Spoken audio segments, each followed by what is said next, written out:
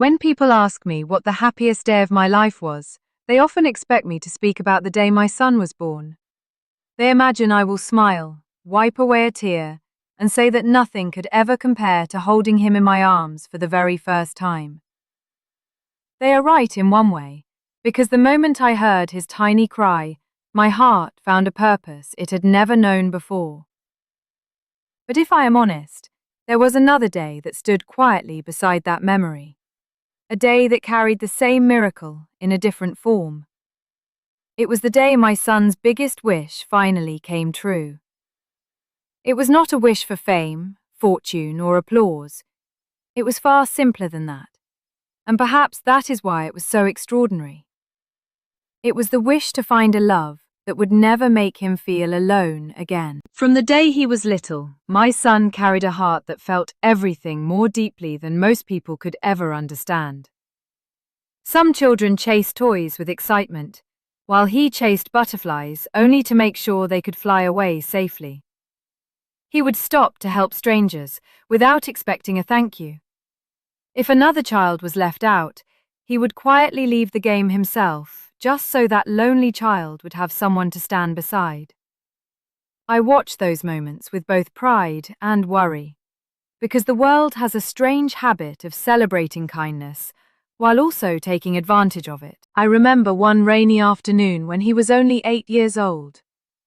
We were walking home, our shoes soaked through, when we saw an elderly man sitting alone beneath a broken bus shelter. My son looked at me with those gentle eyes and asked, "Mum, is he waiting for someone? Or is someone supposed to be waiting for him?" I did not know the answer. Before I could say anything, he took off his own little jacket and wrapped it around the man's shoulders.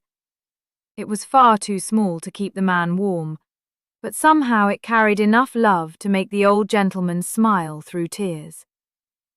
That evening I tucked him into bed and asked why he had given away his favorite jacket. He shrugged as though it were the easiest decision in the world. Because being cold hurts less when someone remembers you. Children are not supposed to say things like that. Yet somehow, my son always did.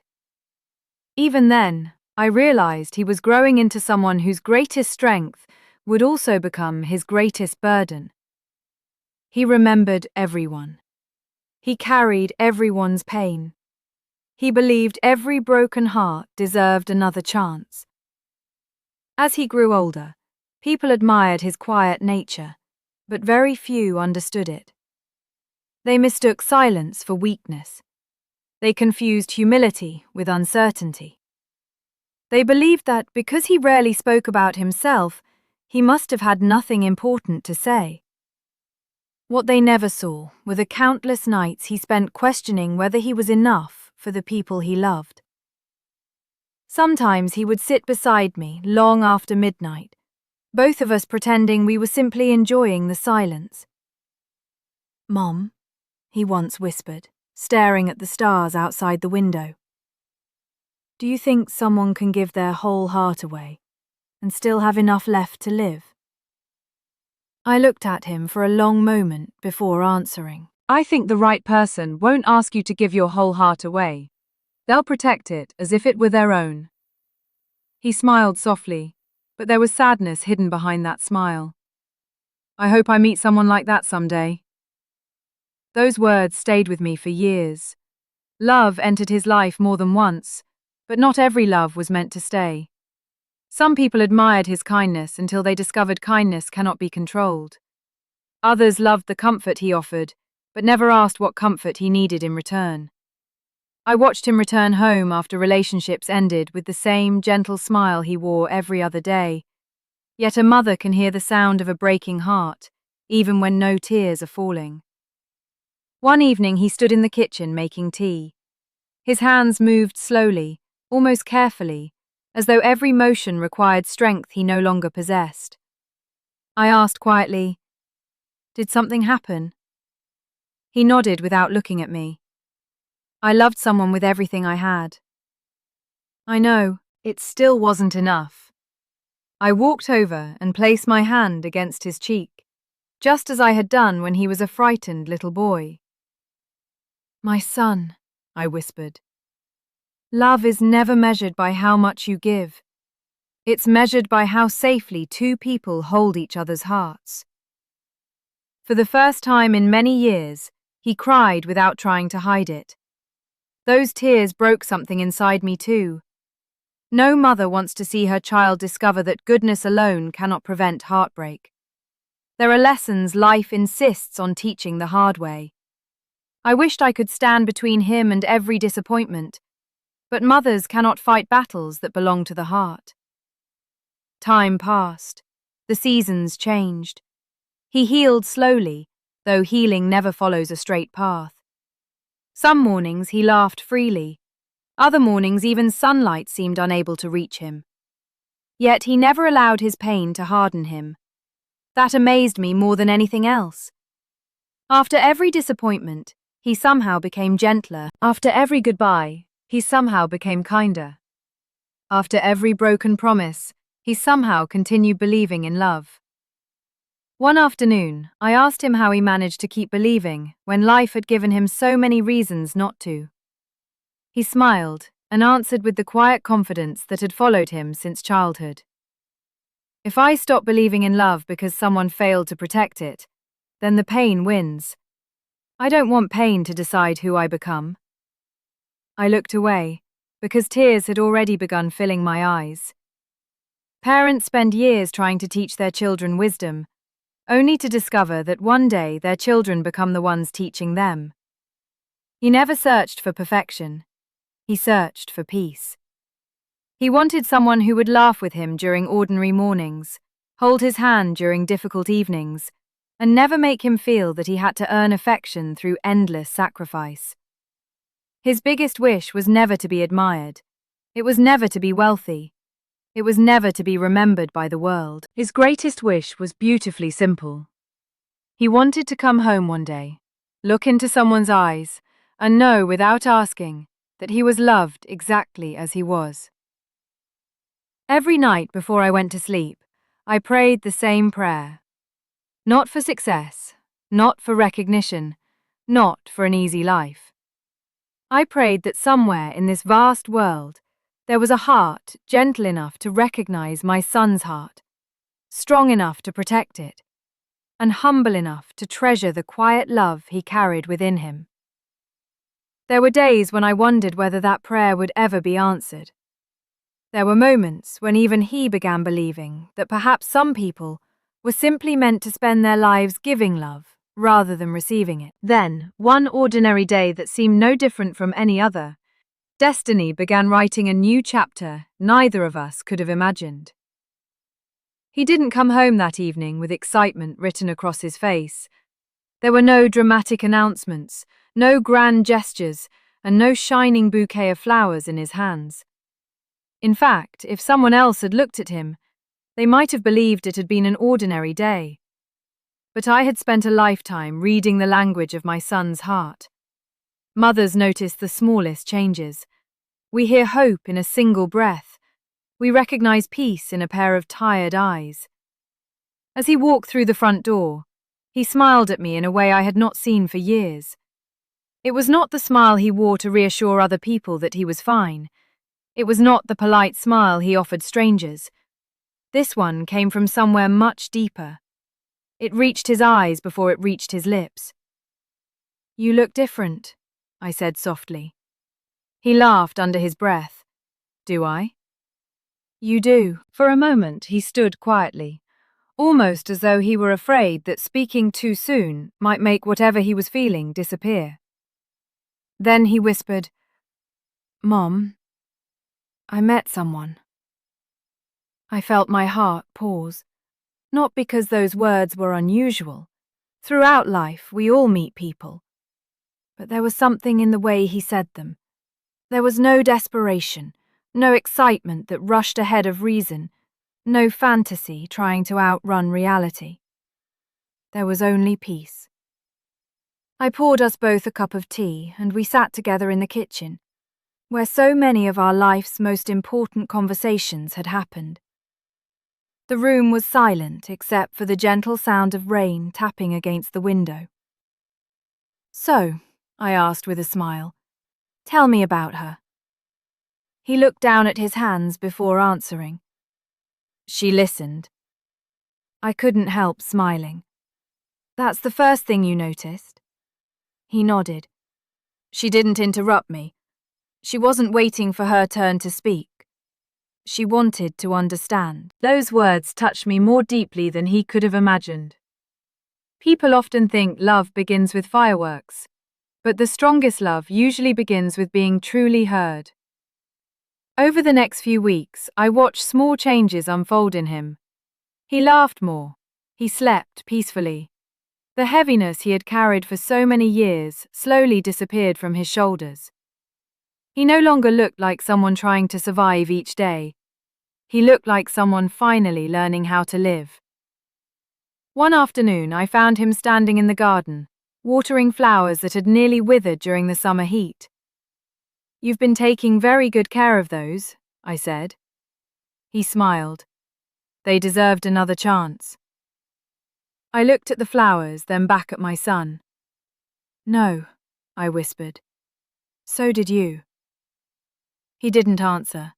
He simply hugged me. Sometimes silence carries more love than words ever could. As their relationship grew, I noticed something that mattered more than expensive gifts or romantic surprises. They respected one another. When they disagreed, they listened instead of shouting. When one was tired, the other became patient. When one was afraid, the other offered reassurance instead of judgment. It reminded me that true love is not measured during perfect days. It reveals itself during imperfect ones. One evening, my son came to visit me after spending the afternoon with her. He sat beside me and smiled. You know what happened today? What? I apologized. I laughed gently. That doesn't sound very remarkable. It is. Why? Because she apologized too. I looked at him with curiosity. What were you apologizing for? He smiled sheepishly. We misunderstood each other. And? We both cared more about understanding than about being right. I felt tears gathering in my eyes once again. That was the moment I realized he had found something rare. Not perfection. Partnership. There is a beautiful difference. For years, I had watched him pour endless compassion into people who mistook it for weakness. Now someone was pouring compassion back into him. It felt as though life had quietly returned every kindness he had ever given away. Months passed, and I began seeing the little things that only a mother notices. His laughter no longer sounded forced. His eyes no longer searched every room for reasons to worry. He started making plans for the future, instead of merely hoping to survive the present. One evening, we took a long walk together beneath a sky filled with stars. He suddenly stopped walking. Mum? Yes? Do you remember something I asked you years ago? I thought for a moment. You asked me many things. I asked if someone could give away their whole heart and still have enough left to live. I smiled. I remember. He looked toward the stars. I finally understand your answer. And what do you understand now? He took a slow breath. The right person doesn't take your heart. They help it grow. Those words settled deep inside me. Every sleepless night, every prayer, every silent tear, every moment I had worried whether my gentle son would ever be understood. Suddenly, they all felt worthwhile. One Sunday afternoon, they came to visit together. I watched them from the kitchen as they laughed over the smallest things. There was no performance, no need to impress one another, no pretending, just comfort.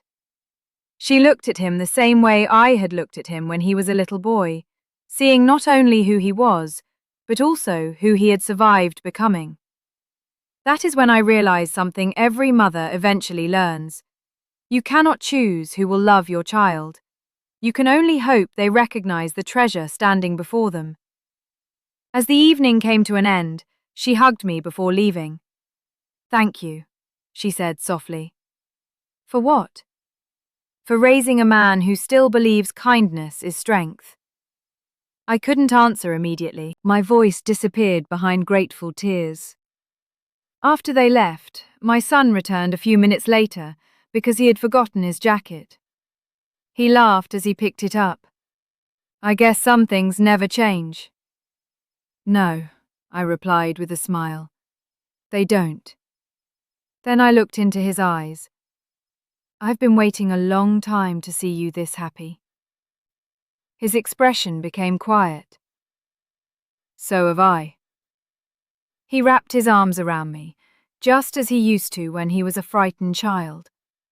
Except this time, he wasn't looking for comfort. He was sharing it. As I held him close, I realized something extraordinary. His biggest wish had never truly been about finding someone to love. It had always been about finding someone who would make it safe for him, to be completely himself. And at long last, he had Dot. As the months turned into years, I found myself smiling at moments that no one else would have noticed. The greatest miracles in life rarely announce themselves with noise. They arrive quietly, settling into ordinary days, until one morning you realize that what once seemed impossible has become your new reality. There was a time when I would wake in the middle of the night, wondering whether my son had gone to bed with another heavy heart. I used to pray that loneliness would not become the companion he accepted simply because he had grown accustomed to it. Those prayers had become part of my life for so long that I almost didn't know how to stop praying them. Then one evening he called me. "Mom, are you busy?" "For you, never." "I was just thinking about you." "Is everything all right?" There was a pause, followed by a quiet laugh. "Everything is more than all right." Those simple words filled my heart with a peace I cannot fully describe.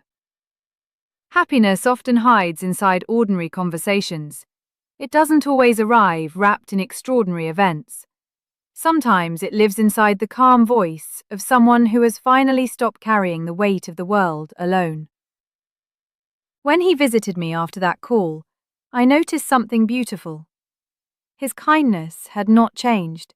His humility had not changed. His compassion had not changed. Love had not transformed him into someone else. It had simply allowed him to become the person he had always been, beneath the scars. That is what healthy love does. It does not erase your past. It gently teaches you that your past does not have to control your future. One afternoon we sat together on the old wooden porch where he used to play as a little boy. The same breeze moved through the trees. The same birds sang their familiar songs. Time had changed so much, yet somehow everything felt wonderfully familiar. He looked at me and smiled. "Do you remember when I thought I had to fix everyone?" I laughed softly. "You were very determined." "I thought if I loved people enough, they would stop hurting." "And now?" He was quiet for a moment. "Now I know love isn't about rescuing someone. It's about walking beside them while they choose to heal." I reached for his hand. "You've learned that lesson well." He squeezed my hand gently. "I learned it because of you." Those words became one of the greatest gifts I have ever received. Parents often wonder whether their sacrifices mattered, whether the sleepless nights, the whispered prayers, the quiet examples, the unconditional forgiveness, whether any of it truly remained in their children's hearts. In that single moment, I had my answer. Life continued giving them challenges, because no relationship is free from storms. There were stressful days, unexpected disappointments, moments when fear tried to whisper old lies into his heart again. But something had changed. He no longer faced those storms by himself. They faced them together. When he grew quiet, she waited patiently. When she became overwhelmed, he listened without trying to solve everything immediately. They discovered that love is sometimes found not in having perfect answers, but in refusing to let go of each other's hands while searching for them. Watching them reminded me of something I had spent years trying to teach my son. Real love does not compete. It does not keep score. It does not demand perfection before offering affection. Real love says, I know you're still healing, and I will treat your heart with care. One evening, after sharing dinner together, my son stayed behind while everyone else left the room. He looked around the house, smiling at the family photographs covering the walls. I spent so many years wondering if I would ever have a home that felt like this. You always had one. I know. He placed his hand over his heart. But now, I carry that feeling wherever I go. I couldn't stop the tears. Every mother dreams of hearing words like those, not because her child has become successful, not because the world applauds them, but because they have finally found peace. As I grew older, I began understanding something I never fully appreciated when I was young. We spend so much of our lives praying that our children will avoid pain, but pain, although unwelcome, often becomes the teacher that prepares them to recognize genuine love when it finally arrives. Had my son never experienced heartbreak, he might never have learned the value of honesty.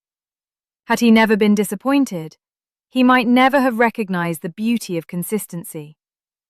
Had he never cried those lonely tears, he might never have appreciated the comfort of someone who simply stayed. Nothing had been wasted.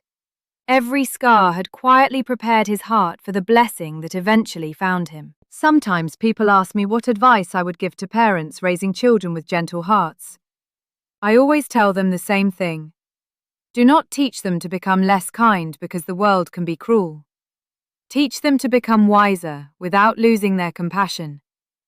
Protect their hope, but also prepare them for disappointment. Remind them that someone else's inability to love them well is never proof that they are difficult to love. And above all, never allow them to believe that kindness is weakness. Because I have watched kindness survive storms that pride could never endure. Now, when I see my son smile, I no longer search his eyes for hidden sadness. When he laughs, I know it comes from a place that has finally healed. When he speaks about tomorrow, I hear excitement instead of uncertainty. His biggest wish came true, but not because life suddenly became perfect. It came true because he found a love that gave him the courage to be vulnerable without fear, honest without shame, and hopeful without apology. As his mother, there is nothing more I could ever ask for. If one day my voice becomes only a memory, I hope he remembers this above everything else. I never wanted him to become the richest man. I never wanted him to become the most admired man. I never prayed for a life without tears. I only prayed that he would never stop believing that he deserved to be loved exactly as he was. And when that prayer was finally answered, I realized something even more beautiful. His biggest wish had come true. Mine had too. Because every mother carries a quiet dream deep inside her heart. A dream that her child will one day find a place, and a person, where they never have to pretend, never have to earn affection, and never have to hide the gentleness that makes them who they are. That dream became my reality the day I looked into my son's peaceful eyes and saw no trace of the loneliness that had once lived there. If my life were to end tomorrow, I would leave this world with gratitude instead of regret. I was blessed to watch a little boy with an impossibly tender heart grow into a man who never allowed pain to steal his kindness. I was blessed to witness him choose forgiveness over bitterness, hope over despair, and love over fear, again and again. And if there is one truth I wish every son and every daughter would carry with them, it is this: never be ashamed of a heart that loves deeply. The world may bruise it, disappoint it, and test it beyond measure, but a heart that remains kind is never a defeated heart. One day, perhaps when you least expect it, someone will recognize its quiet beauty, protect it with gentle hands, and remind you that every tear, every goodbye, and every lonely night was leading you toward a love that feels like home. That is the miracle I witnessed. That is the story I will carry for the rest of my days. And whenever I whisper a prayer now, it is no longer a prayer asking for my son's biggest wish to come true. It is a prayer of thanks, because it already has.